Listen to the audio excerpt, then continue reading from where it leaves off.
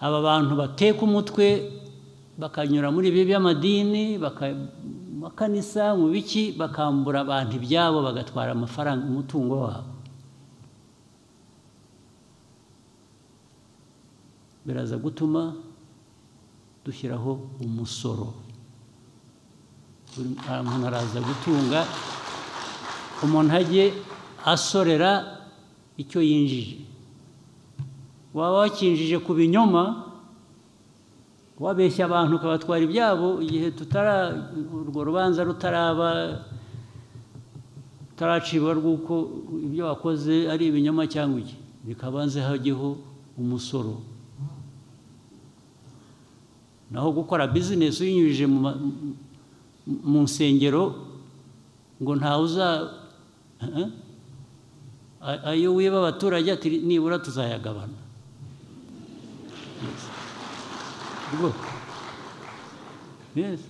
ajye muri leta ajye gufasha abo tuzasanga baragiriwe nabi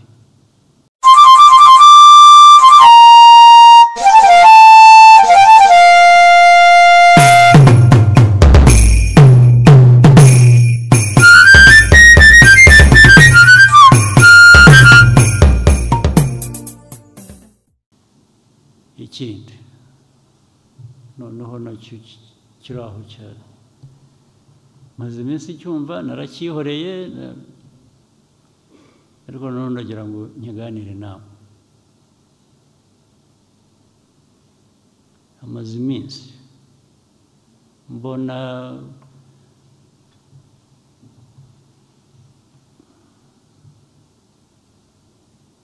ku mbuga zikoranya amakuru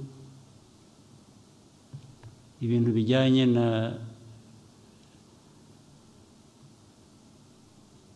churches ibiriziya cyangwa n'amakanisa ibiki iminsi mbibona kandi si bwo bwa mbere hari ubundi icyo kibazo cyavutse sinzi niba bamwe mubyibuka hari abantu basa n'abijijisha ntibagire memore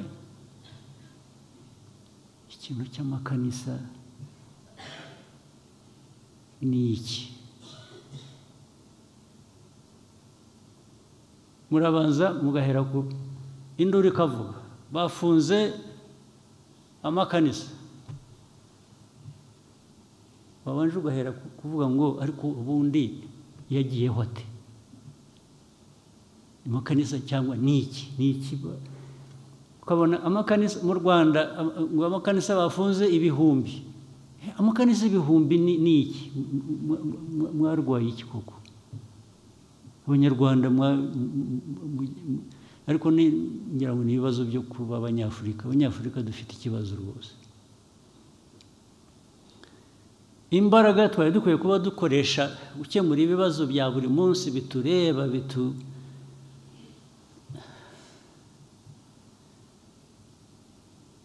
biduha umutekano bituzamurira ubukungu bituma umunyarwanda atagira inzara atagira biriya bibazo navugaga zose mugiye kuzimarira mu bintu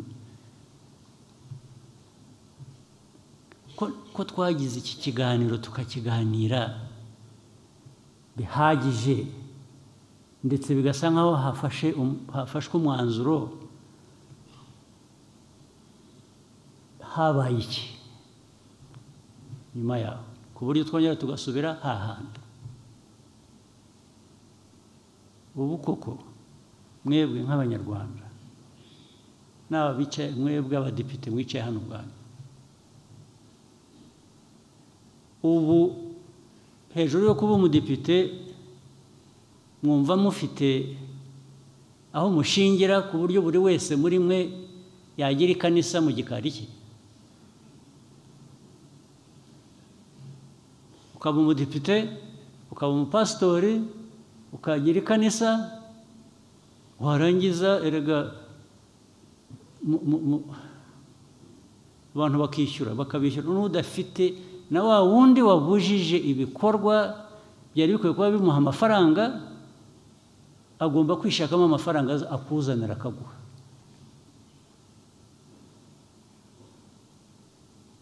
ukuvuga rero abantu bavugishije ukuri, ayo makanisa amwe yagiyeho kugira ngo abantu bakamure na duke abantu bafite bibonera umutungo wabo.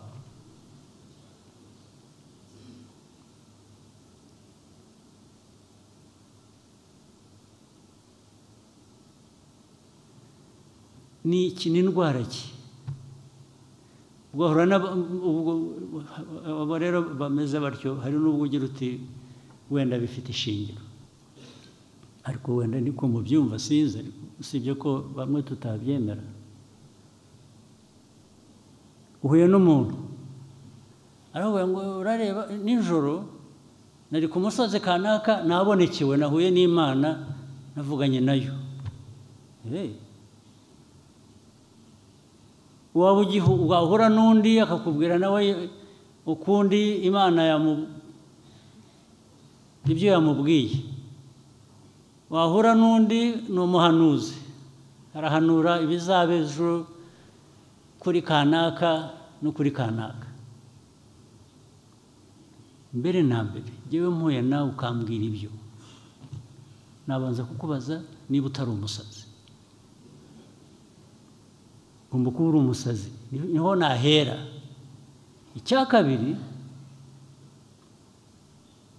nagusaba ubuhamya, evidence.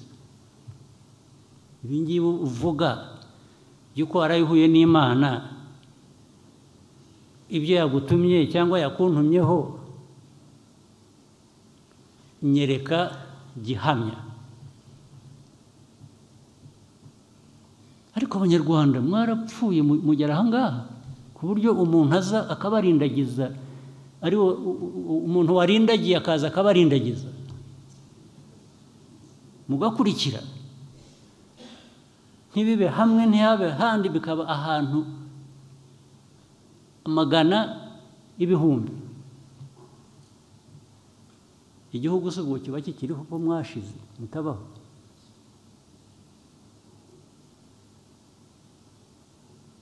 Ariko ubundi ibijya kubaho byo hari ibyo twari tumenyereye, hari ibyo twavutse, bamwe muri twe tunashaje turabisanga byamenyerewe abantu. Ibyo ntabwo nzirirwa njya kubibaza, nubwo niyo naba hatari ibyo nemera, nta mpaka najyamo cyangwa nta rubanza najyamo, ndabyihorera bikamera gutyo. Ariko ibindi by'amafuti bidusanga hano, mwebwe abantu bakuze, abantu bazima, abantu mufite ibyo munyuzemo, umuntu akaza akarindagiza igihugu cyose, agafata igihugu akakigira ingwate, namwe mukarindagira mugakurikira. Uwaturuze se ubwo yarakarabye, wa mugani w'Ikinyarwanda.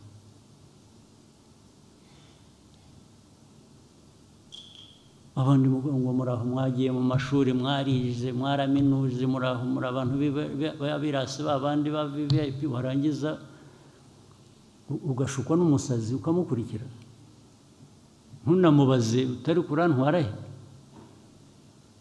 Ariko ahandi muranabizi, hari n'abo bicaga, hari n'ubwo abantu bica.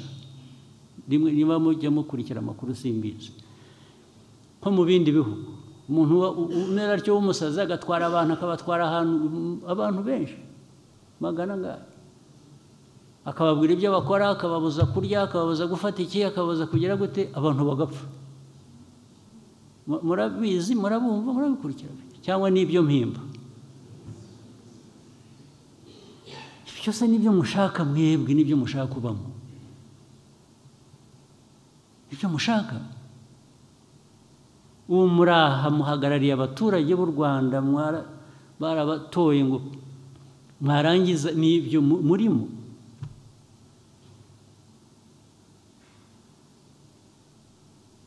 Niba mushaka kuba abapasiteri, muve mu budepite mugende mu abapasiteri.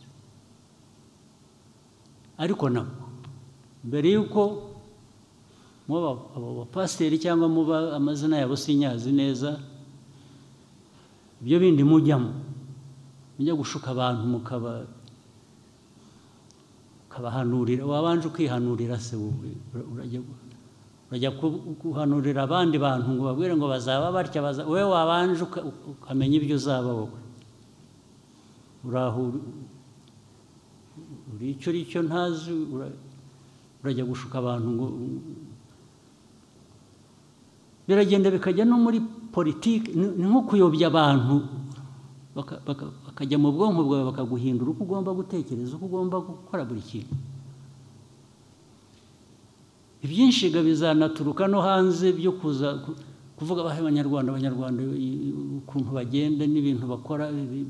Mureke tubazanemo urujijo, bakaza bigize ibitangaza, namwe mugakurikira. Ntawe utekereza, ntawe ubaza, ntawe ugira ati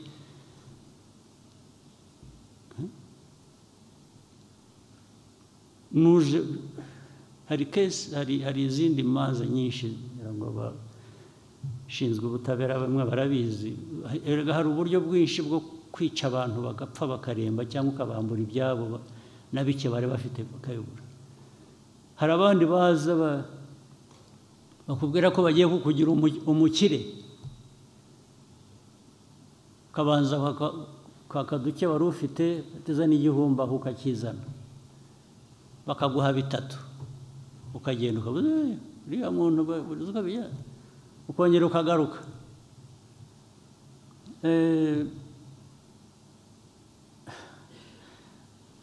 Watanze 1000, wavanyemo 3, bikajya kurangira bakuvanyemo 20. Ibyo nabyo ntimubizi, ntibibabamo hano. Hari utabizi? Ibyo rero byavuye naho bijya no mu madini, bijya no mu nsengero, bijya nabyo biba bityo. Ubu abanyarwanda mwararindagiye, mufite icyo kibazo. Ariko ubundi izo nsengero cyangwa ayo madini n'abayayobora n'iki, ubundi ntibifite uko bigomba kujyaho. Niba ari ibintu hari amategeko abigenga, niba byujuje ibyangombwa, ibyo birumvikana. Mwebwe nk'abadepite muzashyireho n'uburyo bw'ibyo byangombwa n'ibiki. Maze rero baragiye ukuntu babarindagiza. Umuntu waje akora ikibi ariko yitwikiriye Imana, wari kuvuga ngo ariko se umuntu uvuga ibintu by'Imana ndamuvugaho, Imana ntinyumva nabi. Ariko uyu muntu uko ari nkawe, nawe uko ari umuntu nkawe, wagiye ahubwo wagiye kumwemerera guhinduka Imana gute? Ni umuntu nkawe, ntabwo ari Imana. Ibyo avuga n'ibyo akora uba ukwiriye kugira icyo bibazaho.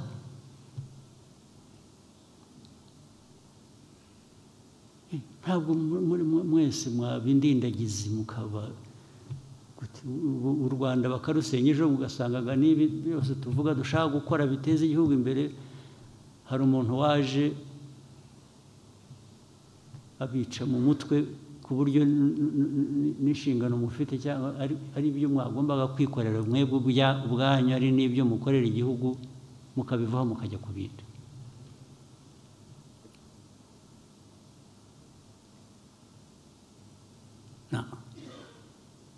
Icyambere, ibyo byose mvuga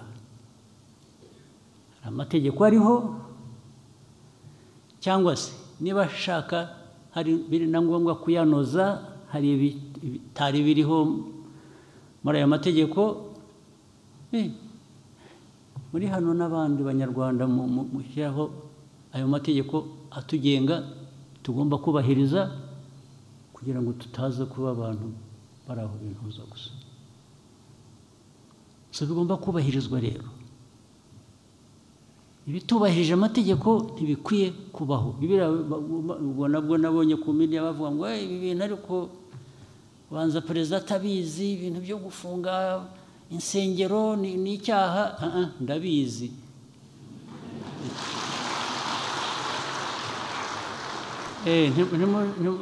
ntabwo nshaka wumpa ruswa ngo munjyaho mu izina ryiza ngo buriya byabaye ko atabizi kandi mbizi ahubwo sinabishaka na busa ibintu by'akajagari aho ariho hose noneho niyo byaba biri mu madini ntabyo nshaka nzabirwanya rwose niyo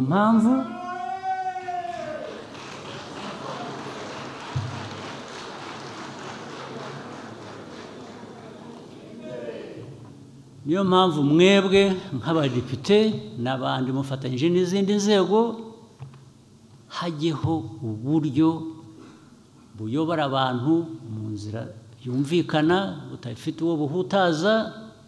Iyo mvuga budafite uwo buhutaza ntabwo mvuga muri abo ngabo babirimo bakora ibyo abo bakwiye guhutara.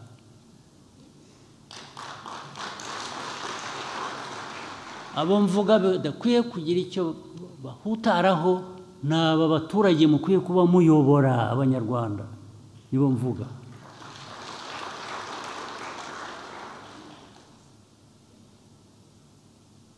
Abanyarwanda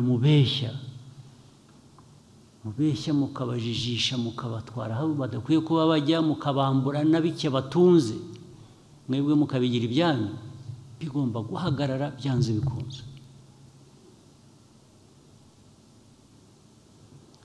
Icya gatatu rero noneho nzabagiraho inama nabyo mukakireba niba atari ko bikwiye.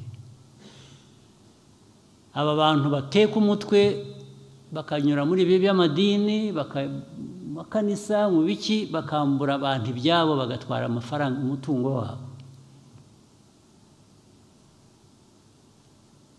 biraza gutuma dushyiraho umusoro. Umuntu araza gutunga umuntu ajye asorera icyo yinjije. Waba wakinjije ku binyoma wabeshya abantu ukabatwara ibyabo igihe urwo rubanza rutaracibwa rw'uko ibyo wakoze ari ibinyoma cyangwa iki bikabanze hajyeho umusoro. Naho gukora bizinesi uyinyujije mu nsengero ngo ntawe ayo wiba abaturage ati nibura tuzayagabana.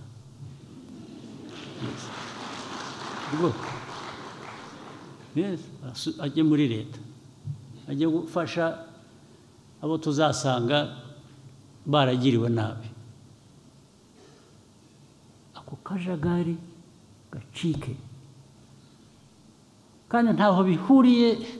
Iyo babivuga barabidramatizing barabikabya bigasa nkaho leta yafunze insengero yafunze ibintu byacitse bikavuga mu isi yose bigasa nkaho hateye ikintu cyo kwanga kwemera cyangwa cyo kwanga Imana cyangwa cyo kugira mureke kubeshya. Abantu bareke kubeshya ntaho bihuriye. Ntabwo uzaza witwikiriye ikinyoma cy'Imana ngo wice abantu. Abo bantu wica nabi Imana uburenganzira sura buvana he? Nanjye mfite uburenganzira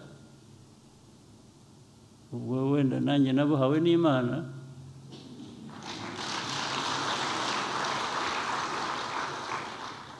bwo kurengera abayo.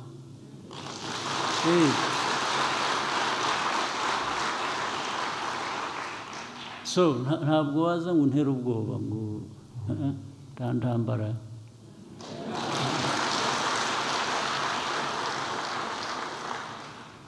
Rwose bigomba guhagarara ndabibabwira kandi bihagarare bitaragera kure cyangwa bitere n'ibindi bibazo bitoroshye. Bihagarare. So abari bazi ko ntabizi ndabura ngo ndabizi cyane rwose kandi nsubiremo bikwiye guhagarara bikagira uburyo binyuramo kigiye kubakwa kigiye kubaho hanyuma no mu nzego za leta abazikorera abazirimo abafite uko bemera ibyo bakurikiza babikurikize mu buryo bw'amategeko batandukanye ibintu batandukanye kuba minisitiri ukaba n'umupasitori at the same time aho ngaho turahitamo kimwe ntabwo ari icyaha ushobora kubiba byombi ushobora kuba ibintu byose ariko kugira ngo tutangiza akazi dushinzwe gukorera abanyarwanda bigomba kugira uko bitandukana